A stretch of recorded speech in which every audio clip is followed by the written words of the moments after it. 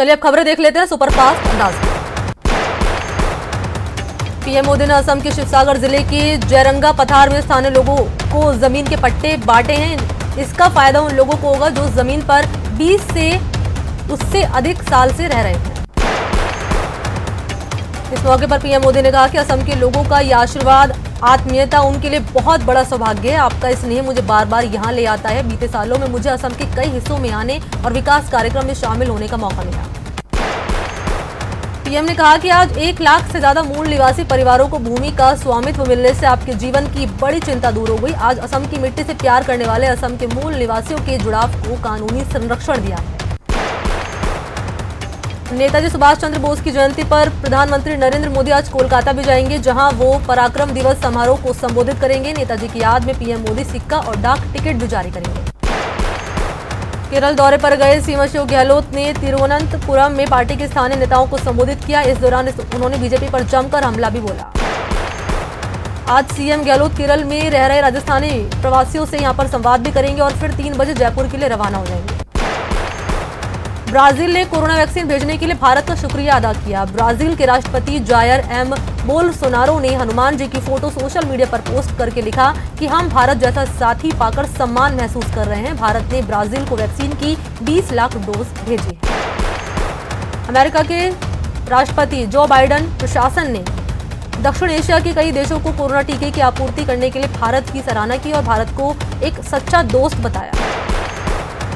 नए कृषि कानून को लेकर किसान नेताओं से बातचीत में सरकार सख्त होती दिखाई दे रही है। 11वें दौर की वार्ता में सरकार की तरफ से साफ संदेश दे दिया गया है कि जब तक 1.5 वाले प्रपोजल पर किसान विचार नहीं करेंगे तब तक बातचीत संभव है।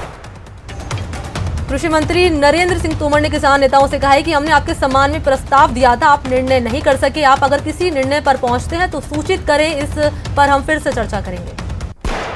किसान नेता राकेश टिकैत ने कहा है कि किसान आंदोलन जारी रहेगा। हालांकि इस दौरान किसान संगठन केंद्र के प्रस्ताव पर भी विचार करेंगे।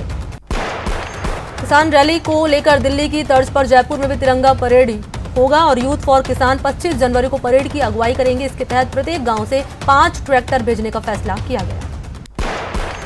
पीसीसी चीफ डोटासरा ने कहा है कि 26 जनवरी को किसानों की ट्रैक्टर रैली का कांग्रेस समर्थन करेगी। साथ ही राज्य के किसानों से भी ट्रैक्टर रैली का समर्थन देने का उनकी तरफ से आह्वान किया गया। इधर जयपुर से सैकड़ों मजदूर किसान आंदोलन के समर्थन में शाहजहांपुर बॉर्डर रवाना हो गए हैं और इधर प्रदेश अध्यक्ष जगदीश श्रीमाली के नेतृत्व में मजदूर गाड़ियों से रवाना हुए। 26 जनवरी को दिल्ली में होने वाली किसान ट्रैक्टर रैली में शामिल होने के लिए आज कोटा के किसान भी दिल्ली के लिए रवाना होंगे। करीब 50 वाहनों में सवार होकर किसान दिल्ली के लिए रवाना होंगे दोपहर 2 बजे।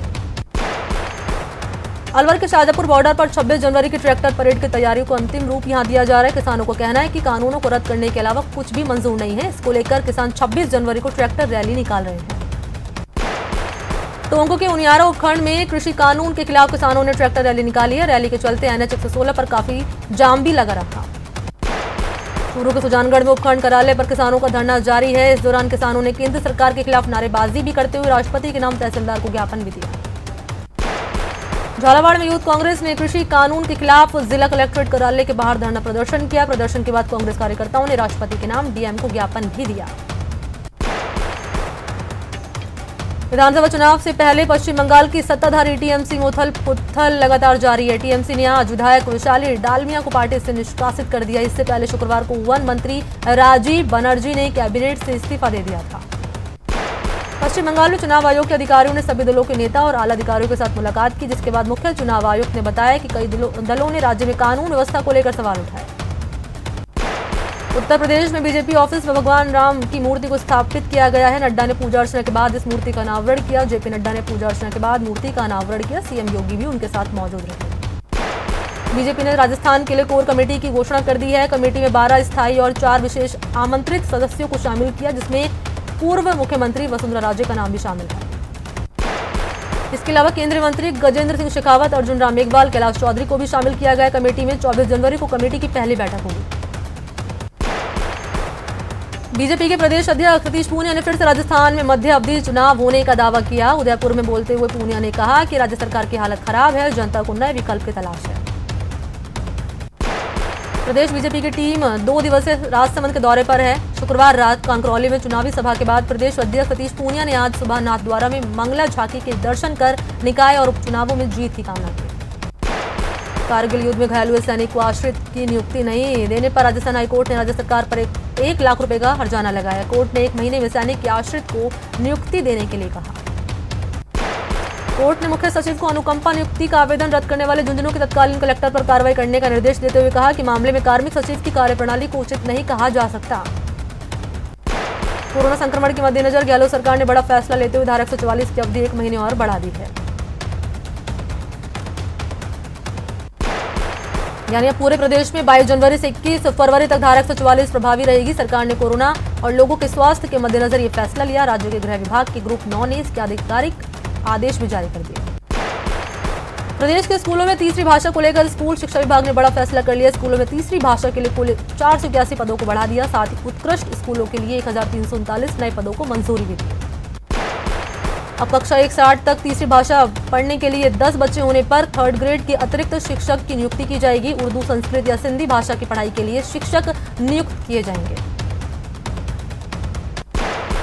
दौसा में सांसद किरोड़ी लाल मीणा 2 बहनों के अपहरण कांड मामले को लेकर यहां उन्होंने कलेक्ट्रेट के बाहर प्रदर्शन किया है। सांसद ने अपहरण कांड और एसआई सीमा शर्मा की मौत की जांच एसआईटी से करवाने की मांग की। दौसा कलेक्ट्रेट के बाहर राज्यसभा सांसद डॉक्टर किरोड़ी लाल मीणा ने धरना दिया है। किरोड़ी ने भ्रष्टाचार समेत कई मुद्दों को लेकर प्रशासन के खिलाफ मोर्चा यहां खोल दिया। श्रीगंगानगर में नगर परिषद के सैकड़ों सफाई कर्मी लगातार 6ठे दिन भी हड़ताल पर हैं, जिससे शहर में जगह जगह गंदगी और कूड़े का अंबार लगा हुआ है। देश की सीमाओं पर सर्द हवाओं के बीच बीएसएफ का ऑपरेशन अलर्ट जारी है। बीएसएफ ने संवेदनशील स्थानों पर अतिरिक्त नफरी की तैनाती कर दी। सुरक्षा व्यवस्था 4 लेयर की कर दी गई है और पेट्रोलिंग भी बढ़ा दी है। दिल्ली के उत्तम नगर इलाके में एक ऑटोमोबाइल वर्कशॉप में भीषण आग लग गई है। आग पर काबू पाने के लिए फायर ब्रिगेड की टीम 15 गाड़ी मौके पर पहुंची और कई घंटे के बाद आग पर काबू पाया। दौसा के बहुचर्चित घूस कांड मामले में रिश्वतखोर बांदीकुई एसडीएम पिंकी मीणा की जमानत याचिका खारिज कर दी गई है। रिमांड पर हैं वो दलाल नीरज मीणा भी। कोटा में यूआईटी ने भूमाफिया के खिलाफ कार्रवाई की। यूआईटी की टीम ने दौलतगंज नया गांव में अवैध कच्चे पक्के निर्माण को ध्वस्त किया है और सरकारी जमीन को अतिक्रमण से मुक्त करवा दिया। जयपुर में अचानक सड़क धंस गई। घटना चौमू हाउस सर्किल की पास की है। सड़क में हुए अचानक गड्ढे में एक ऑटो गिरा, जिसमें जो लोग सवार थे वो घायल हो गए। चौमू हाउस सर्किल पर सड़क धंसने के बाद हेरिटेज नगर निगम के मेयर मुनेश गुर्जर मौके पर पहुंची। उन्होंने निरीक्षण किया और मेयर ने नगर निगम के अधिकारियों से चर्चा भी की और उन्होंने सीवरेज लीकेज को तुरंत दुरुस्त करवाने के अधिकारियों को निर्देश दिए। भरतपुर कुम्हेर सड़क रोड पर एक बेकाबू कार पलट गई, जिसमें कार में सवार एक व्यक्ति की मौत हो गई और एक व्यक्ति गंभीर रूप से घायल हो गया। टोंक में एक बस बेकाबू होकर डिवाइडर से टकरा गई, उसके बाद गहरे गड्ढे में चली गई, जिससे बस में सवार 6 लोग घायल हो गए और ये बस जा रही थी जयपुर से मालपुरा। ब्रेक के बाद आप सभी का स्वागत है। चलिए सुपरफास्ट खबरों के सिलसिले को आगे बढ़ा लेते हैं। कोटा के मंडाना थाना इलाके में NH 52 पर केवल नगर के पास एक ट्रक ने बाइक सवार को कुचल दिया, जिससे उसकी मौके पर ही मौत हो गई। भरतपुर के डीग मेला मैदान में ट्रैक्टर ट्रॉली बिजली खंभे से टकरा गई। टक्कर होते ही खंभा टूट गया। करंट की आशंका को देखते हुए चालक समेत आसपास के लोग भागने लगे। चूरू के सादुलपुर में पुराने रंजिश को लेकर एक ही समुदाय के 2 पक्षों में पत्थरबाजी हो गई। वार्ड 25 में हुई इस वारदात में एक पक्ष ने दूसरे पक्ष के घरों में घुसकर लाठी और सरियों से हमला कर दिया।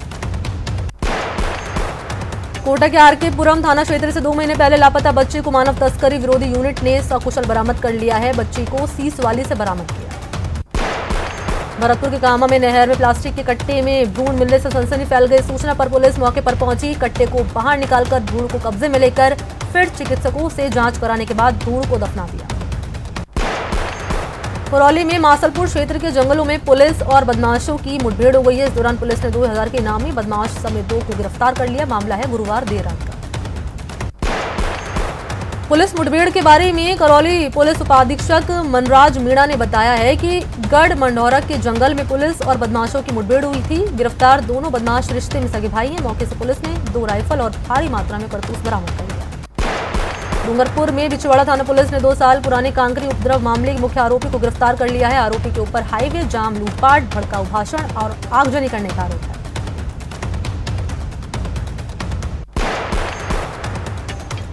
डूंगरपुर में बिछवाड़ा थाना पुलिस ने फाइनेंस कर्मी के साथ हुई लूटकांड मामले का खुलासा कर दिया है। मामले में पुलिस ने 3 आरोपियों को भी गिरफ्तार कर लिया। कोटा ग्रामीण के एसपी शरद चौधरी के नेतृत्व में जिला पुलिस बल की टीम ने लॉरेंस बिश्नोई गैंग के गुर्गे को गिरफ्तार कर लिया। फिलहाल पुलिस गिरफ्तार बदमाश के आपराधिक रिकॉर्ड को खंगाल रही है। चूरू जिले के छापर थाना पुलिस ने विदेश भेजने के नाम पर ठगी करने वाले कबूतरबाज को गिरफ्तार कर लिया, जो पिछले 3 साल से फरार चल रहा था। रशीद खान नाम के इस कबूतरबाज के खिलाफ साल 2018 में विदेश भेजने के नाम पर लाखों रुपए ठगी करने का मामला भी दर्ज हुआ था और आखिरकार 3 साल बाद छापर पुलिस ने उसे फतेहपुर से धर दबोचा। कोटा में 3 महीने घर से गायब युवती मामले में चेचट थाना पुलिस ने एक आरोपी को गिरफ्तार कर लिया है। गिरफ्तार आरोपी के ऊपर पुलिस ने 2000 के इनाम की घोषणा कर रखी है। श्रीगंगानगर के जवाहर नगर में दिन दहाड़े 2 बाइक सवार बदमाशों ने मासूम बच्चे के अपहरण की नाकाम कोशिश की। इस दौरान बच्चे के शोर मचाने पर बदमाश उसे छोड़कर भाग गए। दिन दहाड़े इस वारदात से इलाके में हड़कंप मच गया। पूरी वारदात सीसीटीवी कैमरे में रिकॉर्ड हो गई, जिसके आधार पर पुलिस अब आगे की तलाश कर रही है। अलवर में पुलिस ने एक सोने बिल्डिंग में हुए बच्चे का सनसनीखेज ब्लाइंड मर्डर का खुलासा करते हुए शातिर आरोपी को गिरफ्तार कर लिया। आरोपी ने कुकर्म के बाद गला दबाकर बच्चे की हत्या कर दी थी। चूरू की कोतवाली थाना पुलिस ने चोरी के मामले में कार्रवाई करते हुए चोरी की हुई गाड़ी को नागौर से थावला गांव से बरामद किया है। बता दें कि बीते 20 दिसंबर को चोरों ने दिन दहाड़े बोलेरो की चोरी कर ली। बारा के सीसवाली थाना क्षेत्र में उजुआरियों को गिरफ्तार करने गई पुलिस पर ग्रामीणों ने जानलेवा हमला कर दिया और इस घटना में 2 पुलिसकर्मी गंभीर रूप से घायल हुए। मारपीट की घटना के बाद पुलिस उपाधीक्षक जिनेंद्र जैन मौके पर पहुंचे। पुलिस ने बताया है कि ग्रामीणों के हमले में सीसवाली थाना में तैनात एक हेड कांस्टेबल को चोट आई है। पुलिस ने यह भी बताया कि ग्रामीण को भी चोट आई है और मारपीट में घायल युवक को अंतर अस्पताल में भर्ती करा दिया। पिछले 24 घंटे में देश भर में कोरोना के मामले आए हैं 14,256, जिसके बाद कोरोना मरीज का आंकड़ा 1,06,39,000 को पार कर चुका है। 24 घंटे के अंदर 152 लोगों की मौत भी हो गई कोरोना से, जिसके बाद कोरोना से मरने वालों का आंकड़ा 1,53,184 हो गया। 24 घंटे में ही पिछले 17,130 मरीज ठीक भी हुए हैं और ठीक हुए मरीज की संख्या हो गई है 1,03,00,000 के पार। वडोदरा की बात करें तो यहाँ कोरोना के केस लगातार कम हो रहे हैं। 24 घंटे के अंदर 201 पॉजिटिव केस सामने आए हैं और एक भी मौत नहीं हुई है। प्रदेश में संक्रमित का आंकड़ा हो गया 3,16,000 के पार। कोटा में कोरोना के 41 नए केस सामने आए। सीएमएचओ डॉक्टर भूपेंद्र सिंह ने इसकी पुष्टि की। पॉजिटिव मरीज में 17 मरीज सब्जी मंडी से मिले हैं। भरतपुर में एक महिला पिछले 5 महीने से कोरोना पीड़ित बताई जा रही है। उसकी रिपोर्ट इस बात की पुष्टि कर रही है कि महिला का हर बार कोरोना टेस्ट जो रिपोर्ट है वो पॉजिटिव आ रही है। महिला ने कई बार टेस्ट भी करवाए हैं और हर बार रिपोर्ट पॉजिटिव आ रही है। पूरा मामला भरतपुर के अपना घर आश्रम का है, जहां 30 साल की महिला कोरोना पॉजिटिव से नेगेटिव नहीं हो पा रही। हालांकि महिला को डॉक्टर पूरी तरह से स्वस्थ भी बता रहे हैं। महिला की रिपोर्ट बार बार पॉजिटिव आने से डॉक्टर भी पशोपेश में है। कोटा में टीकाकरण अभियान में तेजी लगाने के लिए आज 6 की जगह 15 साइट पर टीकाकरण किया जाएगा। शहर के 10 जबकि ग्रामीण इलाकों की 5 साइट पर वैक्सीन लगाई जाएगी और आज एक दिन में 1,492 हेल्थ वर्कर्स को टीका लगाया जाएगा। वडोदरा में 16 जनवरी से शुरू वैक्सीनेशन अभियान की कमजोर शुरुआत के बाद अब राज्य सरकार ने वैक्सीनेशन को गति देने के कदम उठाने शुरू कर दिए। केंद्र से अनुमति मिलते ही प्रदेश में वैक्सीनेशन सेशन साइट बढ़ाने पर फोकस अब किया जा रहा है। सीएम गहलोत के निर्देश के बाद सेशन साइट को बढ़ाकर अब 350 सेंटर कर दिया जा रहा है और सोमवार से वैक्सीनेशन साइट्स की संख्या 500 तक बढ़ाने की तैयारी है। पुष्कर में आज से वैक्सीनेशन कार्यक्रम का आगाज होगा। पहले चरण में हेल्थ वर्कर्स को टीका लगेगा। स्वास्थ्य विभाग ने बताया कि कस्बे के राजकीय चिकित्सालय में वैक्सीनेशन केंद्र को बनाया गया है।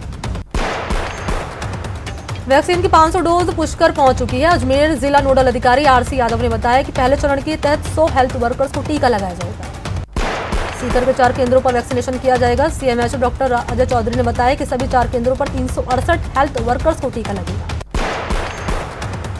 कोटा कोर्ट परिसर में जिला जज और मेडिकल कॉलेज के प्राचार्य की मौजूदगी में कोर्ट परिसर आने वाले लोगों के बीच मास्क बांटे गए हैं और जिला जज ने लोगों से कोरोना एहतियात नियम बरतने की अपील की। तो बुलेटिन फिलहाल इतना ही। दीजिए इजाजत, नमस्कार।